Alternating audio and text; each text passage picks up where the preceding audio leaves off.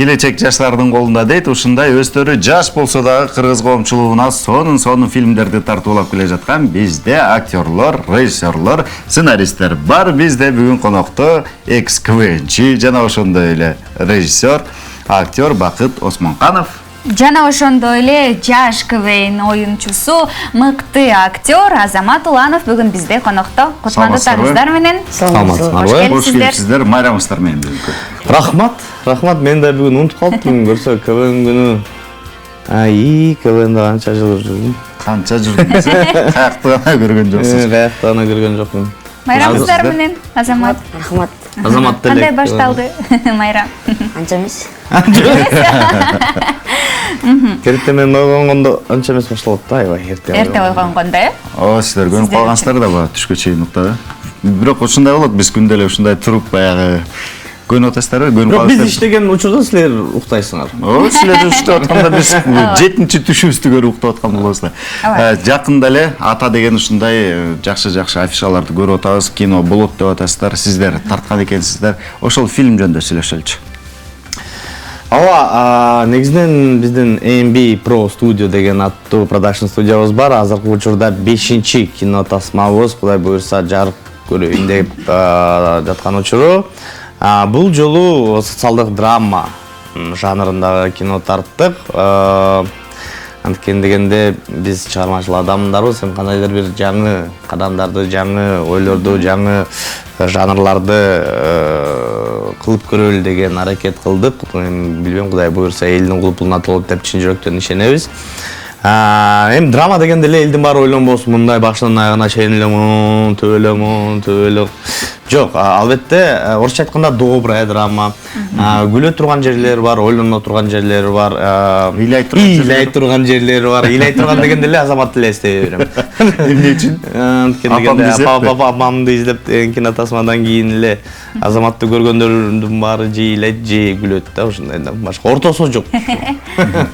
Бирок Азамат бул учурда бизде башкы ролдордун бирин аткарган. Такыр башка роль. Апамды издеп тикине окшош эмес. Элдин баары эле мындай тамашалап атат. Ал тамашадан энеден баштадыңар, ата тарттыңар, андан кийин тайке, жезде, кайнене жөнүндө тартасыңар. Эми бир туганчыкты уже тартып бүткөнбүз. Эми мындай да жашоодо эң кымбат бул үй бүлө, жакындарың, досторуң, коллегаларың. Албетте андан башка эмне жөнүндө, микрофон жөнүндө тартабыз, туурабы? Бирок айта кетчү нерсе, Ата деген кинотасма апамды издеп мен такыр эч байланышы жок. Такыр башкача сюжет, башка жашоо, башка ой, негизинен эле башка кино деп. Буйрса көрөбүз. Азамат, сизди чакырып калыштыбы киного? Кандай болду негизи эле айтып берсеңиз? Өзүңүздүн дагы каарманыңыз жөнүндө айтып берсеңиз. Мен бир жарым жыл же бир 7-8 ай калганда мага чалышты. Бакбайке чалып ушундай фильм болом деп атат, тартыласыңбы? Ата деген фильм ушундай деп анан кийин. Жок, биринчи Бакбайке өзүм мен папама, экинчи мен менеджерим деп койсо болот, продюсерим. Продюсерим Бакбайкенин жакын таанышы. Ошого чалды биринчи, анан кийин ошо менен сүйлөшүп уshunday фильм тартылат деп. Тартайын деп атабыз, Азамат тартып бере алабы, башка ролдо ушундай мындай кыскача маанисын айтып бериптир. Анан кийин папа мага чалды, ушундай болот, Азамат тартыласыңбы, ушундай жөнүндө экен фильм десе. Хорошо, без проблем дедим. Албетте мындай райдерымды жибердиң деп. Жок. Ушундай, конечно, тартылам дедим. Ушундай съемка башталды июлдун аяктарында. Анан кийин менин каарманым бул жөнөкөй эле шаардык бала, гарыч бала. Фильм башында мындай айыл караганда же бук карамаса, фу, что это дегендерчи. Бул фильмде мен кыргызча такыр билбейм. Негизи фильм өзү кыргызча, бирок мен кыргызча такыр билбейм. Өзүм орус баламын. Анан кийин эптеп сетип айылга барып калам. Анан айылда жашоонун маанисын түшүнүп, ата энени бакташ керек, ушуну түшүнүп, акырын кыргызча түшүнүп, ошону ошо фильмде да бар. Оң болуп келесиз. Баарын айтып берип койсуң. Короче, мындай болот да, мындай бериш. Эң Жакшы, соңу Бакыт, сизге мындай суроо. Буга чейин ушундай сонун комедия жанрында, сонун фильмдерди тартып келгенсиз. Айталы, бир тууганчик бул элдин катышуусу боюнча ошол учурунда рекорд жаратканын да билебиз. Эмне үчүн ушундай комедиядан драмага өттүңүз? Негизи мындай да, комедия жанрында Кудайга шүгүр жакшы ийгиликтерге жетиштик деп айтсам калп айтпайм болуш керек. Кем дегенде ошол эле бир тууганчик, ошол эле напарниктер, план Б, в поисках мамы, апамды издеп. Биз эксперименттерди апамды издеп кинотасмасынан баштаганбыз. Албетте өзүңөр билгендер Руслан Акын режиссердун тасмасы биздин сценарий менен. Ошондо кичине драма кошуп көрөйүн деген эксперимент баштаганбыз да. Ал эми азыркы учурда толугу менен социалдык драма тарттык. Эмне дегенде чыгармачылыкта дайыма өнүгүү болуш керек. Бир орунда тура бербеш керек да. Анан элдин баары эле эме деп ойлой берет, ушул элдин комедияга эл кире берсе, анан силер башканы тартпайсыңар, анткени силерге кереги жок. Мүмкүн билбейм, башка бизнесмен кишилерге комедия тарткан оң, бирок биз чыгармачыл кишибиз, бизге жаңы нерселерди ойлоп табыш керек, жаңы жанрларды мындай эксперимент кылып көрүш керек да. Анткени дегенде не попробуешь, не узнаешь деп коет орусча. И ким билет, азыр болсо экран көрсөтөт. Биздин оюбуз боюнча жакшы ойлоно турган, сонун добрый драма тарттык деп ойлойбуз. Бул тасмада өзүңүз роль аткардыңызбы? Жок. Айтсаңыз, баягы айырмачылыгы эмнеде экен комедия менен драманын ортосунда, анан кийин татаалыраак болсо керек драма? Мындай да, чоң улуу режиссерлор биздин эле Кыргызстанда мага бетме-бет сүйлөшкөндө дайыма айтып жүрөт да, Бакыт, сен азаматсың, анткени дегенде комедия тарткан бул эң оор жанр депчи. Эл тескерисинче ойлойт. Элдин баары ойлойт, комедия тарткан, жеңил-желпи комедия тарткан, бул элдин баарынан колунан келет. Менин соседим бар, ошол силерден кыйын тартып берет деген ойдун баары ушундай да. Бирок чыныгы кинону билген, жанрды билген адамдар, чоң-чоң режиссерлор, мен дегендер, комедия тарткан бул эң оор жанр деп айтат да.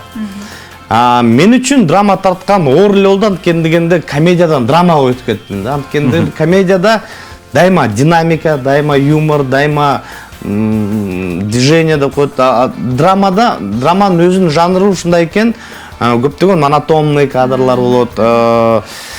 Эми элдин кадрда кабак бүркөгөн мен көп көрчү эмесмин.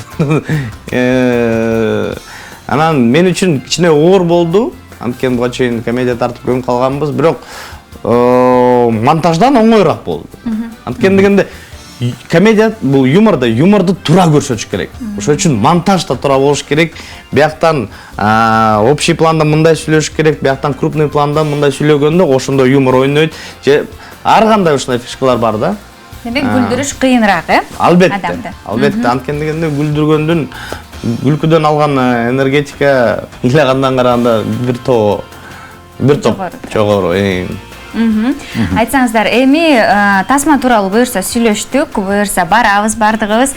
Ал эми өзүңүздөрдүн ушул КВНде канча деген жылдарды арнадыңыз КВНге, ошол эле тамашоого, ошол эле орус КВНдерине барып келдиңиздер, Москвадагы Масляковдун КВНине чейин барып келдиңиз. Эмнеге токтоп калдыңыздар? Эмнеге ошол жактан дагы чемпиондукту алып келген жоксуздар? Бул Азаматка сурообу? Экөөңүзгө тең. Кен Азамат деле көп жыл болду.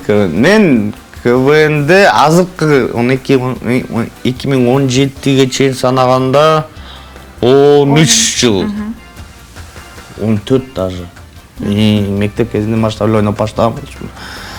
Мындай да, КВН бул оор нерсе. Кандай гана эл ойлобосун, байкуштар эптеп эле кыйшаңдап эле чыгап эле бир нерсе жок, кандай эмес. КВН бул аябай андай эле оор нерсе, аябай убакытты талап кылат, нервди талап кылат, даярдыкты талап кылат, негизи эле көп нерсени талап кылат дагы. Гастрит биринчи орунда. Менин оюмча Кудайга шүгүр, биз көп эле ийгиликтерге жетиштик. КВН жатынан дегенде биз премьер-лига чыккан учурда ошондо эң күчтүү 40 команданын ичине киргенбиз. Ал эми менин билишимче Гусман калп айтпайт болуш керек. Дүйнө жүзүндө бир 10 миллионго жакын КВНщик бар. Эми санап көргүлө 40 команда, мейли 10дон оюнчу болсун, 400 киши. Менден кийин 9 миллион 999 миң 600 КВНщик болгон. Сондуктан менин оюмча жакшы ийгиликтерге жетиштик. Албетте чемпиондукка аракет кылсак болмок, бирок ал учурда мен чын жүрөгүмөн үй бүлөлүү болгом, анан мага жетиштүү болду. Мен чыдабай кеттим. Биринчиден, экинчиден кичине башка жолду тандаганга, жумуш иштегенге, албетте үйлөнүп акканга дегенде КВНдин баары акысыз. Камера какта? Эчтеке төлөбөйт. О, чын ушул дейм. Төлөбөй КВНге төлөбөйт. Элдин баары эле ойлойбуз, КВН десе эле мындай. Жок, эчтеке төлөбөйт. 11 жыл акча жок эле ойноп Керек болсо сен төлөйсүң КВНге. Кеде. Эмгек Костюмдарга. Бирок биз чоң, мен аябай ыраазымын КВНге. Анткени КВН бул чоң мектеп. КВН аркылуу көп нерселерди түшүндүм, көптөгөн нерселерге үйрөндүм, жетиштим. Бүгүн КВН күнү экен. Масляков Александр Васильевич, я безмерно вам благодарен всей вашей компании. Жакшы.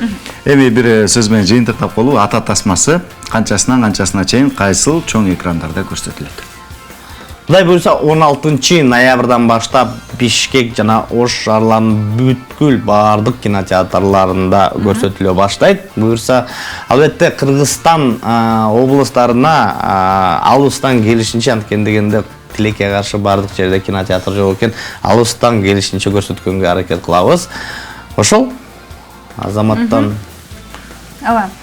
Айтсаңыз, Азамат, апамды издейм тасмасында тартылдыңыз буюрса, комедия жанрында көрдүңүз, драма жанрында да ойноп көрдүңүз, жада калса АКШ, Америка Кошмо Штаттарына барып тартылып келдиңиз. Балким келечегиңиз Голливудда? Голливудка аракет кылып көрбөйсүзбү? Ооба. Андай ойлор бар болчу. Актерлукка дегеним толугу менен берилейин деп атасызбы? Биринчи Суроого жооп бериңиз, ага.